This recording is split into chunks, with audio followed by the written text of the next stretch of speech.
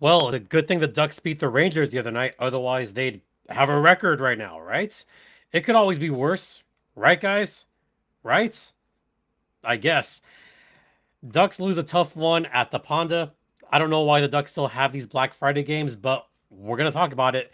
And we'll be joined by Locked On Sens on today's Locked On Anaheim Ducks.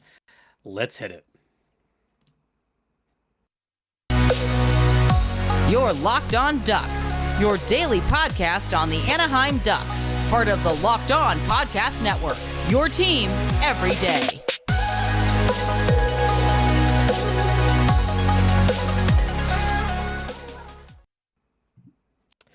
Hi, I'm JD Hernandez. Welcome to Locked On Anaheim Ducks. You might notice, for those eagle eyes, you may notice something a little bit different there. But I'm JD Hernandez, host of Locked On Anaheim Ducks. I've been hosting this podcast for 4 seasons, and I've covered a lot of bad hockey. This might be the worst of it. That's all I'm going to say. Yeah. I'm joined right now by both hosts from Locked On Sens. 2 great guys. I just did the postcast with them. I don't know what else to say at this point. It's Ross Levitan, Brandon Piller. All right. First off, how you guys doing? I'm doing fantastic. It was a long time between wins. It feels like it's been that way a lot for the Senators after they went 4 straight near the start of the season. But you know what? We had to remind ourselves, talking to the fans after the game, this was the Anaheim Ducks. And you know that other teams have said that about us when they beat the Ottawa Senators. They say, you know what? Pump the brakes here. Let's not start a parade or anything. They beat a bad hockey team, and I think this was 2 bad hockey teams that went head-to-head, and somebody had to win. And you know what? Glad it's not your team. JD, you're looking good, might I add. That is red is a great color on you. You got the similar jersey to mine in the corner here. Maybe wear a Sens jersey more often. It's going well for you. Yeah, I'd say. Look, I'm just going to say this. If it was a 1-goal loss, I probably wouldn't do this, but God, that was such a demoralizing loss for the Ducks. I said, you know what? F it. It's Friday. I don't care right now. Plus, it's a nice jersey. Yeah, I didn't mind those ones. JD, next time the Ducks play, which is Wade Redden being introduced into the Ring of Honor in Ottawa, I'd be down to do a mayor's bet with you. Loser wears the jersey, although there's not a damn chance I'm wearing that orange jersey with the old Ducks logo on. If I can get my hands on the eggplant and teal old Ducks jersey, I'll throw it on if the Sens lose, but not wearing that orange one. But yeah, once again, you look great in the red, and Ross is bringing us a surprise here. Who knows what this is? Well, this one's probably from like 96. There we go. I like that one. 95? Yes. So Ross will wear that. I honestly don't think. Let's see if it'll fit over top. Like, there's no chance. Not after all the Popeyes chicken you've been eating lately. I will say eggplants and jade is goated. That is the best. It's the best colorway ever. Yep. Oh, look at that. Look at that. That looks almost as good, Ross. Almost as good. You got to keep it on now. Let's go. All right, JD, keep it going here. All right. Keep us on the rails. Let's go. You know what? My first Ducks jersey looks the same, by the way. It fits almost the same way. Fair. So let's talk about just the game at large at first. This is awesome. We got a lot. We're in 31st and 32nd overall. We got to have some laughs here. We got to laugh about this. Yeah. You know what? The Ducks actually did not look all that bad in the first period. They at least outshot the Sens. They were at least outplaying them somewhat for the first maybe 10, 12 minutes. I mean, I'm not reaching here, right? I mean, the Senators didn't have a shot on net for the first 7 minutes of the game. It took them a while to get going. I think maybe all that sunshine and starting at 12 o'clock was a little different for the Sens. But after things got rolling here and the Sens got their first goal, they didn't look back after that. And Nope. JD, we were praying. All I wanted to see from the Sens was to score 2 unanswered goals. Well, they got 5 of them, which felt pretty damn good for an Ottawa Senators fan because they haven't been able to string along goals. And yes, we got to put the precursor on there.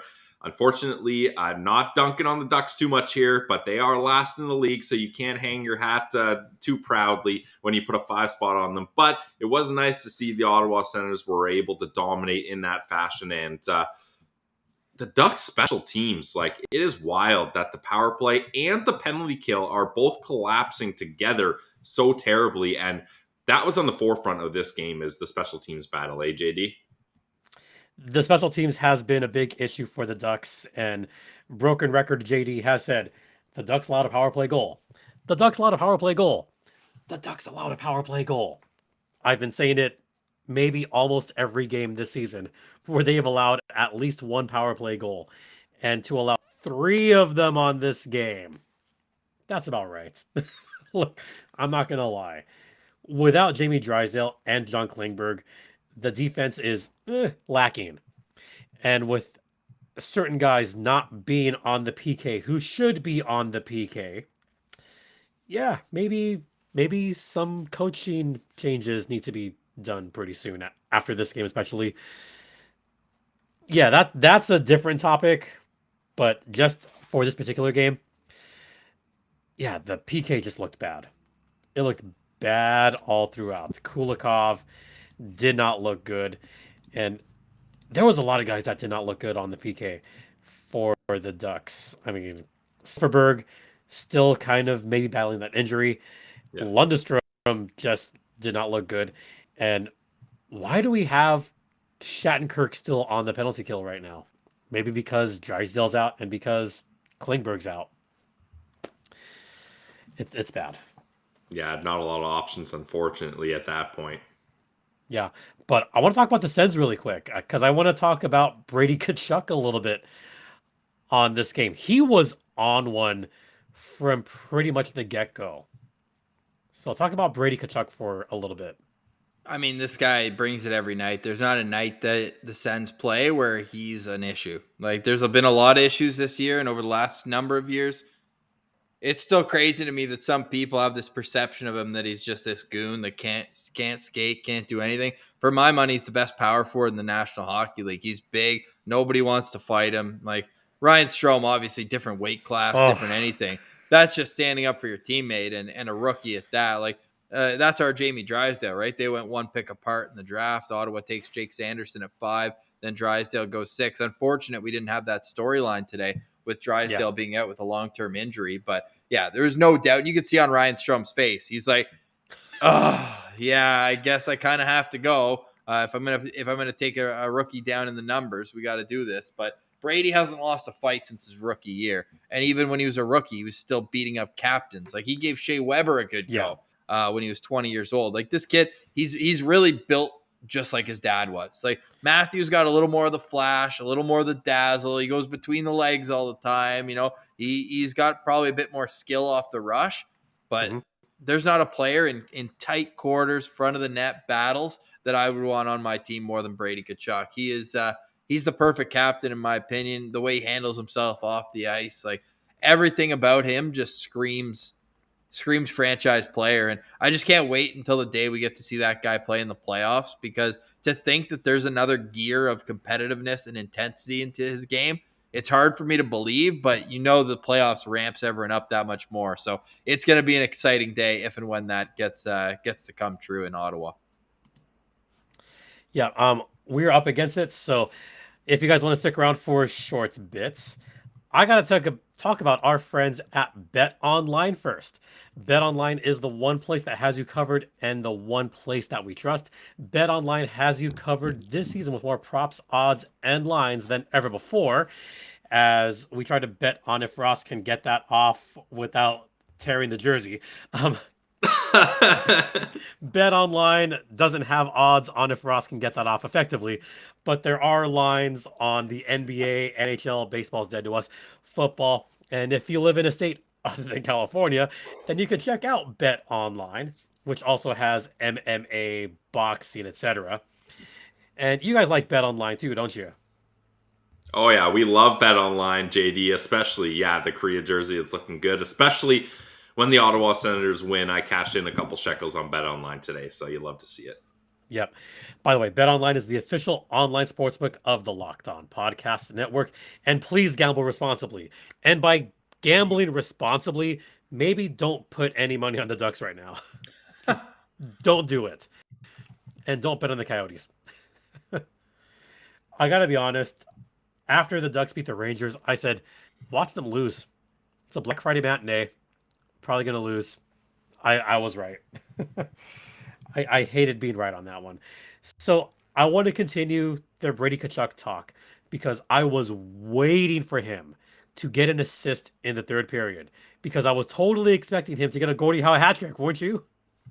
Yeah, it would have been nice because that's the ultimate Brady Tkachuk story. He, like Ross said, views of him around the league are so off. Everybody thinks he's going to be a 45-point guy, a third line winger. No, not at all. This guy has evolved his game. He can score, he can fight, and he can be a disher too. He's able to set guys up, and oftentimes he creates chaos around the net, and that leads to good scoring chances for his teammates and line mates especially. So a Gordie Howe hat trick would have been nice for Brady, but I can tell you for sure Brady would rather take the W than the Gordie Howe hat trick at this point. Yeah. Well, Brady Tkachuk is also, he's got his own. Like the Brady Tkachuk hat trick is a goal, a fight, and 8 shots on goal. Like when this guy's on his game, he puts so many pucks on net. And of course, he led the team in shots today. And he's one of those rare guys, too. I think Jamie Benn is another one. There's a couple others around the league where they're full-time wingers, but then they just take faceoffs and snap it back at like 70%. Like they're just bulls, and they're able to just get low, use the torque, use their strength. Claude Drew, another one. Yeah, exactly. I mean, he was a bit different in the sense that he started as a center, and then I don't know why he was moved over the wing, the whole thing, but yeah. I got a guest, by the way. Hey, there you go. Cutie. That's a big win. That's how you get the views on here way up, eh? Yeah. What's their name? This one's name is Zuri. Zuri, how are you, Nice. Zuri? Z. Yeah, Yep. Z, big Zaitsev fan. Yep. She's a big Zegras fan. Nice, I believe it. Just as fast, too. Oh, yeah? Yeah. She hums around the park? I'm going to let her down. She can pretty much chase any cat out of the yard, any possum, any intruder that comes in, Nice. and she will chase away. She's the ultimate two-way player. Love it. Gosh, what else are we going to talk about? Brady Tkachuk. You know, I will agree that I think he is going to be one of the is already one of the premier forwards in this league as it is. And the volume shots, they happen. And you call it the Tkachuk trick? We could call it that if you want. Yeah. Yeah, basically just I like it. just intimidate, score, and get every single thing you can on net. Yeah, which kind of segues into something else I wanted to talk about. First off, the Ducks were getting frustrated at the second period. They were taking stupid penalty after stupid penalty after stupid penalty. The Vetrano penalty. Why? Why right there? The Colton White, that was a dumb penalty. The Colton White penalty was dumb. Mason McTavish, okay, whatever. But Ryan Strome, first off, taking that dumb cross-check against Sanderson, that was dumb. Look, Strome, I'm just going to say it. He got his ass kicked. He got his ass kicked on that fight. And the look that Strome had, you could say, what was he thinking? And this is something else the Ducks have had issues with, is a lack of discipline, which in part leads to their bad penalty killing. They're just taking dumb penalty after dumb penalty. Did it seem like the Ducks were just completely off their hinges by the end of that second period? Yeah, big time. Like, especially when they took a penalty, the Sens scored, and then they take a penalty right after, and Tim Stützle scores in a matter of seconds. Like, you really could tell that these are penalties. Seconds? Yeah, it was just a couple seconds. Like, these are penalties of a frustrated team that's a step behind, and they're trying to catch up, and it just wasn't working for them. So that's tough for the Anaheim Ducks because the Ottawa Senators, if you give that power play too many opportunities, they've got a lot of firepower there. Sure, it doesn't always click, but 8 opportunities, you're going to hope you can beat up against the 31st penalty kill in the league there. Yeah, which will also lead to kind of something critical that I want to talk about as far as the penalty killing. There's one particular guy that I know you guys had a great meme about over the summer, and I still love it. The Mason McTavish meme that you guys put up when he had that game-saving goal-stopping, Gold medal saving. the gold medal saving save. McTavish during the World Juniors was used on the penalty kill a lot, and he's a very capable defender. Why Coach Dallas Eakins is not putting him on that role? Why? It boggles my mind, doesn't it? Yeah, I was expecting to see him a lot more out there. What did he play, like 14 minutes in this game? It feels like, and I know it's a blowout, maybe you're just rolling 4 lines, whatever it is, but I really felt like there was an opportunity for him to be a little more involved in it. It kind of felt like he was chasing the play a little bit when he was out there too. I don't know what it is. Obviously, it takes some guys. He played 16-30 though at the end of the day, although 5 minutes on the power play, so really about 11 minutes at even strength, but. Yeah, 33% in the circle, 3 shots. Didn't really notice him as much of a threat though. Like to me, the only guy who when he was on the ice like looked dangerous was Troy Terry and Zegras to a lesser extent. But when Terry gets the puck, he gets a little bit of a jump in his step. It felt like so I could see him being a dangerous guy. But other than that, like there wasn't a whole lot. Like now, I'm not even saying that it is banter or anything like that. It's just there wasn't a whole lot of Anaheim's game that I was like, wow, yeah, this is a good team. Troy Terry to me had been that guy for the whole season. I've been on board saying even 3 years ago that Troy Terry was going to have a breakout year, and I'm a big Troy Terry defender, and he's finally proved me right on that regard. I could see him as a 90-point player even this season. He's averaging a point a game right now. When he gets the puck on his stick, he doesn't quite. I mean, Zegras' hands are magical, but Troy Terry has some A-plus hands himself, and he's got the capability to do the puck whenever he has to, and he's got the speed to get across the neutral zone with somewhat relative ease. And on this game, he did try to get some good shots off, but when Zegras gets double teamed like he was, and when Adam Henrique was just getting neutralized on that end, not much you can do after that. Yeah, that's tough. What did you think about the Ducks' decision to go with Stolarz here instead of Gibson? I thought Stoley, I thought he deserved a game. Gibby saved that game on Wednesday, and I had a feeling it was going to see a Stolarz in net on this one, mainly because you don't want to push Gibby out there too much, especially on what I now consider a lost season. You don't want to put Gibby out to dry and maybe get him injured. And Stolarz up until today had been a pretty capable goaltender for the Ducks. He's been a good cup. Today, not indicative of that, by the way, at all. But looking at some of his prior games, he's had shutouts before against other opponents, and he's looked fine, just not on this one. And this season has been a struggle for him just because of where they use him in the roster and how often they play him, which is not. Gibby's been pushed already to the brink right now. Who's going to be trade bait for this team? Like, who do you think is going to be gone by the deadline? Klingberg, but he has a no movement clause until after January 1st. So they can't actually trade him for the next, let's see, today's the 25th. They cannot trade him for another 37 days. That's an interesting no move clause. I never heard of a specific date one, but that's smart. Like every single person in the hockey community knew when he signed that 1-year deal, it was a trade bait deal. Yeah. I think the Ducks were hoping that he'd have a better productive season. Yeah.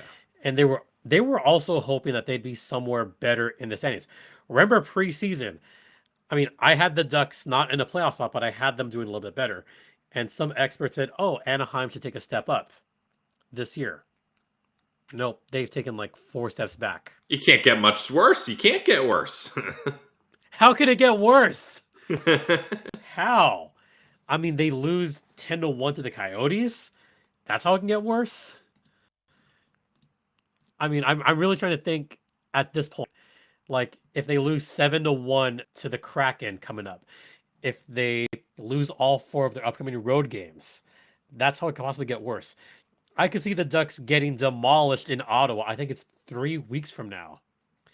The Ducks could get crushed up there. So, you guys, when we talk on December, yeah, you might have some fun with that one.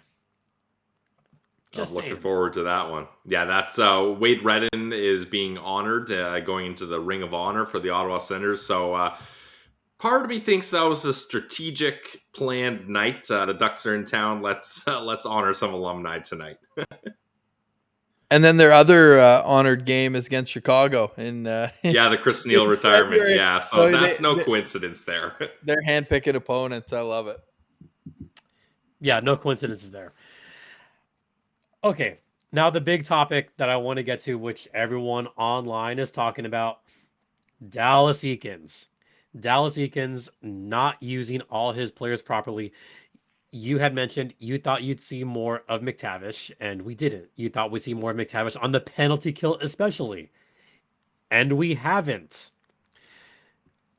What coaches are even out there right now? Or who could be a coach that could be out there for next season? Well, I think the first thing you should do is take a look at Pat Verbeek and see who he has a connection with. Because I think we've seen that time and time again. People like to go with their own guys. Most recent example is Detroit. Steve Yzerman poaches one of the assistants he had in Tampa to be the head coach in Detroit. So I think that's where you should start. Where did Pat Verbeek come from? And who is someone that might be ready to step in? I think to give a guy a first opportunity would be probably the way to go for Anaheim. Like, you've got a young team right now. I think someone that can teach, someone that can motivate. That's probably what you're looking for. Like, if you're looking for an experienced guy, an Ottawa native who's scouting right now for St. Louis, he's at all the Sens games, is Claude Julien. He's got a great track record, right, with Boston, going way back, and a little less, how do I say this? A little less solid of a track record with Montreal, but with Boston, he had a hell of a time. So, no, I think that would be an interesting name. Alain Vigneault, another Ottawa native, would be another interesting choice. But there's certainly some talent who's sitting on the sidelines. Rick Tocchet is on TNT. He wants to get back behind a bench. It's interesting. But who's the head coach in San Diego? Is it possible they'd just promote from within? Well, I mean, they tried that with Eakins, and I don't know if they're loving that. True. Right now, the Gulls head coach is Roy Summer. Okay. Who, for all intents and purposes, this might be his last go-around coaching in general. Because Roy Summer is no spring chicken. No, he was the longtime coach for the San Jose Barracuda. He coached the Worcester Sharks back when they were still in Worcester. So he's been around a long time. I don't see him moving up. Interesting. All right. Well, then at that point, it's probably less likely they're going to do it in season then. Unless, I know Anaheim has Mike Stothers is kind of a veteran assistant coach.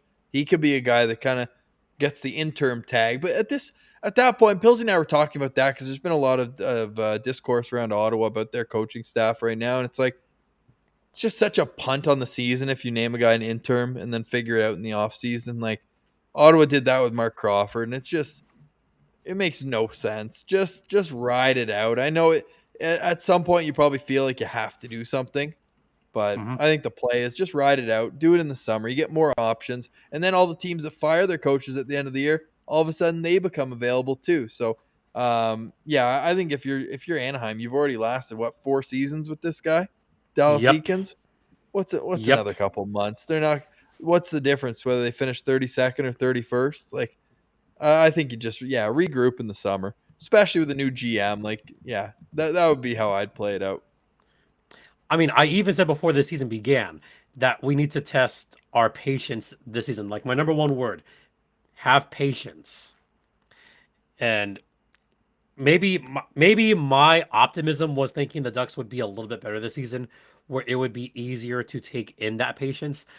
I think Dallas Eakins' time is pretty much almost up. I thought it was up last season. There was a number of coaches that were out there just this past summer that I thought would have been great hires. Bruce Cassidy. Look at Bruce Cassidy. Look at the job he's doing with the Golden Knights. He's done Another Ottawa guy. better than I thought. And I would have loved to have snatched Bruce Cassidy up or Paul Maurice. Paul Maurice would have been another interesting choice, to say the least. So there was already two guys out there that I said, why not him? Why not? Or could have brought back Bruce Boudreau. Bruce had some time in Anaheim before. Could have brought him back. You never know. And yeah, the time is up. It's been up since 2 years ago. So part of me saying, what are the Ducks waiting for? But to your point, what's another 2-3 months? And slap an enter tag. And I like Coach Stutz a lot. Coach Stutz is one of my favorite, not just coaches, one of my favorite humans out there. Yeah. Oh, your dog's a cutie too. I love it. By the way, a bit of a personal story. Back when Stutz was coaching the Ontario Reign, Stutz would bring his little puppy to the rink. Nice. And it was a little puppy back then, and he would bring it, and it was super well behaved too. So Stutz is a big, big, big dog person, by the way. Alfie is very poorly behaved, but that's why we love him. But Alfie's such a great name for that dog. Well, hey, I always say if you yell Alfie at a dog park, every dog starts charging towards you. It's got to be the most common dog name in Ottawa. For good reason, by the way. And by the way, I just have to say this right now. Congrats on the Hall of Famer. Thanks. We earned it. We earned it. I watched that one from beginning to end. That speech was awesome, hey? Yeah. It was. It really was. Yeah, you can tell how he was been such a respected leader over all those years for sure. Yep. So I'm a big hockey guy. I got to give my props where props is due, big time. Legend. Just to round out the little Eakins thing, there was a quote that I retweeted and I said it on your postcast. I feel like I need to say this to the Ducks fans out there as well, and I think this bears repeating. So I'm just going to quote it as is.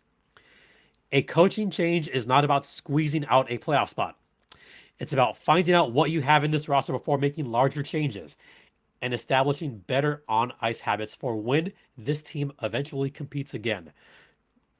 That's correct. The Ducks will not make the playoffs this year. They're not. But they need to find out their strengths in this roster. They're not going to get it with Eakins. Eakins is not setting up anybody except for maybe Zegras and Terry for success. He's misusing Mason McTavish big time. He's misusing even Strome and Vetrano, his newest guys from the Rangers. They're all being misused right now, and it's a shame. It's just a shame. The Ducks should be doing better.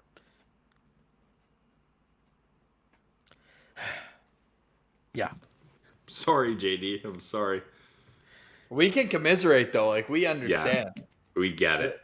There's been a lot of coaching conversations around Ottawa right now, so it's tough. But what you have to do, and I feel like Anaheim's 1, maybe 2 years behind Ottawa in terms of amassing young talent. Right, it kind of started in 2019 with Zegras, then you get Drysdale, McTavish in 2021.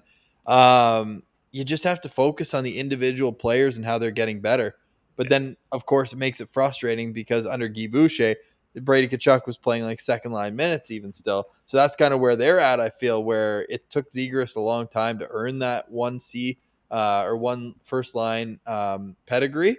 But with McTavish, yeah, they got to figure it out with him because, I mean, even in his role, playing less than I think he should, still has 10 points on the year, right? So yeah, you got to give these guys these reps so that when the games matter more, isn't it so much more beneficial for these mistakes that they're bound to make to happen when they're losing 6-2 now instead of having it be like the game deciding play? I think it's a huge learning curve to be in the NHL. And like we see that with Timmy. Timmy's still learning, but he's already 120 games into his NHL career, even more. He's probably closer to 200 now that I mention it. And he's still only 20 years old, but he's been through all these battles already. He's seen so much that you expect the maturity to come a little bit sooner. Yeah, I feel like Stützle is ahead of a lot of the Ducks players right now. And to your point, I feel like McTavish could be further along if there was a better coach at the helm right now. That's what's disappointing about it. And even Drysdale a little bit. I think Drysdale had been misused even last season. And to go back to what you said, I remember just venting about Trevor Zegras getting benched time and time and time again. And even up to last season, he got healthy scratched multiple times, even last year. So it's been frustrating all around. That's what gets me the most. I see you nodding, Brandon. Yeah, we've been through that with the team is losing and you're hoping that prospects get a chance and coaches don't want to, they're hesitant towards that. But like the thing that happened in Ottawa, JD, is eventually it got to a point where the coach literally had no ground to stand on playing veterans ahead of prospects, because regardless of experience, age, size, mentality, whatever you want to call it, the prospects were just better. Like they were just better ice hockey players than the veteran guys when it all came down to it. And that's when the coach had no choice but to be like, hey, I'm trying to win games. I don't give a damn about the tank. I'm putting the best players out there. And eventually those prospects won out, and they had to earn their spots, which is frustrating for fans. But sometimes patience is a virtue, and you got to be patient. And those prospects are going to develop. They are going to get there. It just takes time. Yeah. Well, I think we've beaten that Eakins thing with a dead horse, or you know what I mean. You know the saying. I always mess up the sayings too, JD. Don't worry about it. It happens. But I thank you all for coming. I thank you both for coming on and for not having me talk for 25 minutes, because my voice, as you can tell, is not 100% right now. Hey, you're golden. JD, let's do this you. again. Let's do this again after the Sens and Ducks play their second meeting, December 12th. It's a Monday night. Yeah, that'll be fun for you guys. 2 weeks 2 weeks on Monday. Yeah. Actually, I won't be in California that day. Neither will I. Me neither. Just for clarity's sake. But where can fine folks find your podcast, and where can they find you on the socials? Pilsy? Oh, Ross, this is No, I always do it. I always do it. You do it. Okay, here we go. I know the socials so well. You can find us on Twitter at Sens Central. Woo! You can find myself, Brandon Piller, at Brandon Piller1 on Twitter. You can find Ross at Ross Levitan on Twitter. And let's see if I get this. Find us on Instagram at lockedon.senators. Yeah. Yeah, see, I know it. Find and us on there. TikTok. And don't we got Reddit going too? We got everywhere. Yeah, Reddit. Okay. I still don't understand it. We're figuring out the Reddit, so hit us up on Reddit and we'll get going there. The best way you can help the show is to like every video by clicking the thumbs up and subscribing to the Locked On Senators channel. And likewise, you can find me on the Twitter at StimpyJD, and the show's Twitter is at LO_Ducks, where I've just been ranting all season long about why McTavish is not getting more minutes. Why? You can check us out at, let's see. Hey, YouTube, hit that like button, hit the subscribe button. Helps out a lot. And all over on the audio side, let's see, there's Podbean, there's Apple Podcast, Google Podcast, there's Spotify. Yep. Stitcher, not Smoke Signal. Maybe someone has a ham radio. Yeah, sure, why not? That too. I'm a little bit punchy. After that kind of loss, you get a little bit punchy in the head. Yeah, just don't be the Ryan Strome of punchy. Try to give some out. Don't just take them. Oh, I see where you're going with that. Let's see, what else? Oh, if you want to drop a line, email lockedonanaheimducks@gmail.com. You guys have an email? Woo! Yeah, lockedonanaheimducks@gmail.com. Once again, thanks to Ross and Brandon. Really appreciate having you guys on, and can't wait to do this again. Our pleasure. Let's try to have the same result. That was a lot of fun. And yes, I wore the jersey. when you get demolished that bad, you just say F it and go with the jersey. But you know what? It's a cool jersey. It is. I just want to make sure I still fit in that Anaheim Ducks jersey. If you don't know what I'm saying, you got to go watch this on YouTube. Yeah, by the way, the cool thing about this jersey, the little hidden years on there. Yep. Yeah. Hey, when someone says the Sens have never won the Sens. Stanley Cup, let them know. Let them know, JD. They won I'm- cups. I'm a smart, educated hockey fan. Yeah, it's usually just Leaf fans that say that. We know they're not, so. Well, they're leaf blowers anyway. Once again, thanks for sticking around, and thanks to all you fans in Ducksland for sticking around. That was Brandon Piller and Ross Levitan. I'm Jason JD Hernandez saying have a great weekend, folks. Be safe out there on Black Friday weekend. Please be kind to one another, including all other Ducks fans. And Ducks fly together. They're not flying right now.